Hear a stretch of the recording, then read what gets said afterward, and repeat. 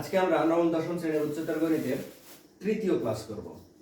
দ্বিতীয় অধ্যায়ে আলোচনা করতেছিলাম বীজগণিতিক রাশি, সেখানে পর্ব দুটো ক্লাস আমাদের হয়ে গেছে। আজকে তৃতীয় ক্লাস অর্থাৎ 3 নম্বর ক্লাসে আমরা তোমাদের অনুশীলনের 6 নম্বর অঙ্ক নিয়ে আলোচনা করব। দেখো, আমরা যখন 5 নম্বর অঙ্ক করলাম তখন একটি উৎপাদক দেওয়া ছিল এবং একটা পদের মান বের করার জন্য বলা হয়েছিল যে এর সমান সমান 4 প্রমাণ করো, করেছিলাম আমরা। এরপরে দেখো 6 নম্বর অঙ্কে তোমাকে বলা হয়েছে, তুমি দেখতে পাচ্ছ, মনে করো যে p of x সমান সমান ax to the power 5 plus bx to the power 4 plus cx cube plus cx square plus bx plus a, যেখানে a b c ধ্রুবক এবং a not equal to 0 দেখাও যে x minus r দেখাও যে x minus r p of x এর একটি উৎপাদক। তার মানে কি, এখানে x minus r p of x এর একটি উৎপাদক হবে।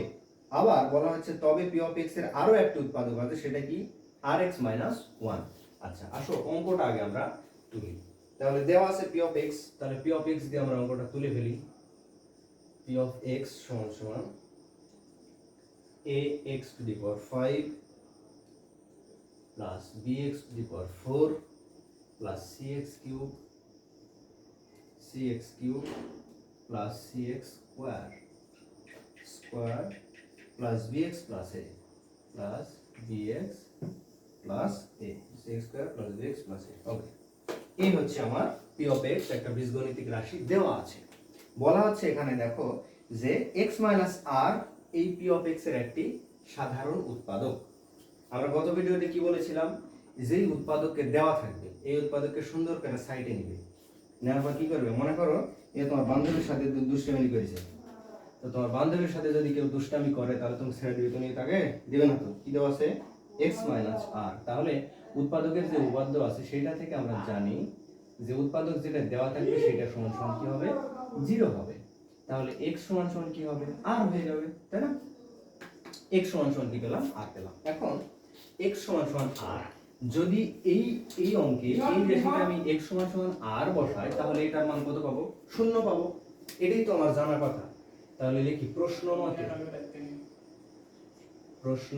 মতে p of r equal to, এখন যেখানে যেখানে তোমার x আছে সেখানে সেখানে কি বসাবে, অবশ্যই r বসাবে।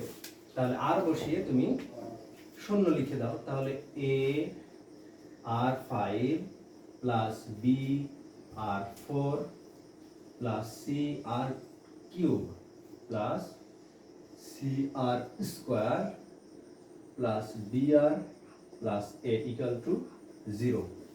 দেখো, তুমি চাইলে এটা সমীকরণ 1 লিখে দিতে পারো, তুমি যদি না চাও লেখা দেওয়ার দরকার নাই। এবার আবার কেন লিখলাম, আমার একটা উৎপাদক দেওয়া ছিল সে অনুযায়ী আমি কাজ করলাম। এইবার দেখো, তোমাকে আবার বলা হয়েছে তবে p of x এর আরেকটি উৎপাদক rx minus 1। তাহলে আবার দেওয়া আছে, আচ্ছা কি দেওয়া আছে, যে rx minus 1, যেহেতু এটা উৎপাদক সমান সমান কত হবে, 0 হবে। তাহলে এখান থেকে rx সমান সমান কি লিখতে পারি, 1 লিখতে পারি। আবার x সমান সমান কি লিখতে পারি, 1 ভাগ r লিখতে পারি। তাহলে x সমান সমান সর্বশেষ কি পেলাম, 1 ভাগ r। আবার তাহলে এবার কি লিখবে, p of 1 ভাগ r সমান সমান, তাহলে কি করব, এবার এই যে আমার যে বীজগণিতিক রাশিটা আছে এইটাতে, এই ফাংশনটাতে আমি কি করব, যেখানে যেখানে x আছে সেখানে সেখানে 1 ভাগ r অ্যাপ্লাই করব। তাহলে দেখো a into 1 ভাগ r তার উপর 5 plus b into 1 ভাগ r তার উপর 4 plus c into 1 ভাগ r তার উপর কিউব plus c into 1 ভাগ r তার উপর স্কয়ার plus b into 1 ভাগ r plus a। ওকে, সমান সমান। আসো দেখো, এবার আমি ক্যালকুলেশনে চলে যাব। তো এবার যদি ক্যালকুলেশনে যাই, দেখো এবার a তো গুণ আকারে আছে, তার মানে যখন তুমি এই a কে ব্র্যাকেটের ভিতরে নিয়ে যাবে তখন কি এর অবস্থানটা কোথায় হবে, এই 1 এর জায়গায়, তাই না? কিন্তু এর উপর কি পাওয়ার আছে, এর উপর পাওয়ার নাই। পাওয়ার কার উপর আছে, 1 এর উপর আর r এর উপর। তাহলে তুমি চাইলেই এর উপর তো পাওয়ার দিতে পারবে না, কিন্তু তুমি চাইলেই a কে তো উপরে নিয়ে যেতে পারো, কিন্তু r এর উপর তোমার কি করতে হবে, পাওয়ারটা অ্যাপ্লাই করে দিতে হবে। দিলাম। প্লাস একইভাবে বি দিলাম উপরে, নিচে দিলাম আর to the power 4 plus C দিলাম উপরে, আর এর উপর দিলাম কত কিউব ছিল, কিউব দিয়ে দিলাম প্লাস এইবার সি কে দিলাম উপরে, নিচে দিলাম কত আর এর উপর স্কয়ার প্লাস বি কে দিব উপরে, আর এর উপর 1 আছে থেকে গেল প্লাস এ ইকুয়াল টু।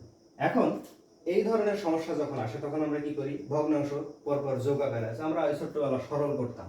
তো তার জন্য কি করতে হতো, এই হরের লসাগু করে করতে হতো। তাহলে দেখো হরের প্রত্যেকের বেজে কি আছে, আর আছে, শুধু পাওয়ার গুলো আলাদা।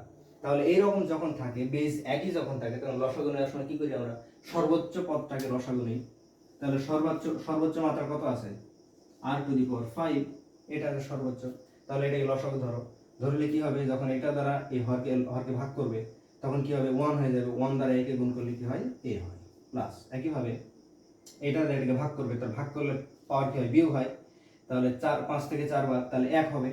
তাহলে বি আসে উপরে, বি এর সাথে ওই আর যে কি হবে, গুণ হয়ে যাবে প্লাস একইভাবে তাহলে সি আর তার উপর স্কয়ার প্লাস সি আর কিউব প্লাস বি আর টু দি পাওয়ার 4 প্লাস এবার এর নিচে কিছু নেই মানে কি আছে, 1 আছে ধরে নাও।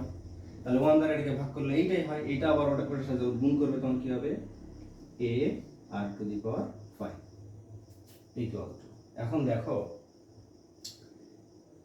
উপরের লাইনটাতে লক্ষ্য করো, যেটা লব আছে এটাতে লক্ষ্য করো, ঠিক এই রকম জিনিস চলে আসছে না, এইটা উল্টা দিক থেকে দেখো, a আর টু দি পাওয়ার 5 a আর to the power 5 plus b আর টু দি পাওয়ার 4 b আর টু দি পাওয়ার 4, তারপরে কি আসছে c আর কিউব c আর কিউব c আর স্কয়ার b আর a a। এখন এই পুরোটার মান কি আসছে 0। তাহলে তুমি কি চাইলে এটা 0 লিখে দিতে পারো না, 0 ভাগ r হয় কি না, অবশ্যই হয়। এখন 0 ভাগ r সমান সমান কি হবে, 0 হবে, তাই তো। যদি তাই হয় ভাই দেখো তোমাকে বলে দিয়েছিল প্রথমে যে x - r হচ্ছে p of x এর একটি উৎপাদক, এবং সেই অনুযায়ী আমরা এটা লিখেছি। আবার বলা হয়েছে দ্বিতীয় আরেকটা উৎপাদক হতে পারে, সেটা কোনটা, rx - 1 দেখাতে বলা হয়েছে। তবে p of x আর একটি উৎপাদক দেখাও, যে বলা হয়েছে p of x এর আরেকটি উৎপাদক rx - 1। তো rx - 1 কে যখন উৎপাদক হিসেবে নিয়েছি তখন x এর মান পেয়েছি 1 ভাগ r, এবং সেটা অ্যাপ্লাই করার পর আমি শূন্য পেলাম। কারণ আমি কি বলেছিলাম, উৎপাদককে সিপাই নেওয়ার পর, সাইডে নেওয়ার পর তুমি ওই চলকের যে মানটা পাবে, উৎপাদকের চলকটার যে মানটা পাবে সেটা বসানোর পর এই বীজগণিতিক রাশির মান শূন্য হতে হবে। যদি শূন্য হয় তাহলেই কেবল তুমি বুঝবে যে না এটা একটা উৎপাদক। তাহলে এখন কি লিখবে, যে এখানে তো লিখতে পারো প্রমাণিত, অতএব লিখবে যে আর এক্স মাইনাস আর এটি একটি উৎপাদক, এবং এই যে আর এক্স মাইনাস 1 এটিও এই পি অফ এক্স এর একটি সাধারণ উৎপাদক। প্রমাণিত হয়ে গেল। তাহলে আমরা সুন্দর করে প্রমাণ করে দেখিয়ে দিলাম। তাহলে আশা করি অঙ্কটি বুঝতে পেরেছো। এরপরে আমরা আগামী ক্লাসে উৎপাদকের বিশ্লেষণের যে অঙ্কগুলো আছে তোমাদের ক খ গ ঘ, সেগুলো পর্যায়ক্রমে খুব সহজভাবে সলভ করা যায় সেটি দেখিয়ে দেবো। আজকে পর্যন্তই।